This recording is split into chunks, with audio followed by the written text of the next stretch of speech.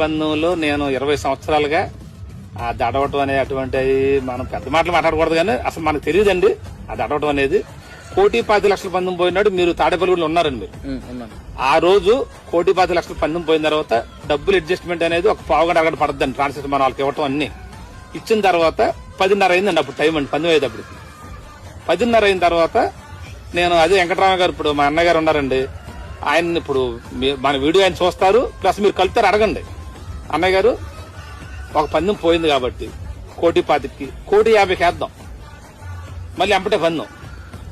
ఇప్పుడు 10:30 అయింది రాత్రి 10:30 వరకు నేను మీ దగ్గరే ఉంటాను 1,50,000 వేద్దాం అన్నయ్య గారు మీ ఇష్టం ఇక్కడ ఉన్న వాళ్ళు ఎవరైనా వేసినా ఇబ్బంది లేదు ఎవరైనా బయట మీరు ఎవరైనా పురమాసినా ఇబ్బంది లేదు అని అడిగానండి. అడిగితే చెప్తాను తమ్ముడు అన్నారండి ఆయన.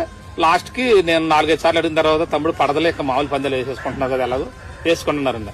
అలాగే అసలు మనం దడవటం అనేది చేయడం లేదండి. నాకు ఒప్పుకున్నంత మటుకు కోడి పందెం కట్టాలనే కోరికండి నాకు మహా సరదా అండి అది. ఆ సంక్రాంతి సాంప్రదాయబద్ధంగా ఎవరో నలుగురు మనప్పుడు ఎవరో వస్తుంటారండి వాళ్ళని ఎప్పుడు కడతాం తప్పండి ఎప్పుడు ఆగడం అనేది ఉండదండి. అదండి నేను ఇంకోటి అడిగేది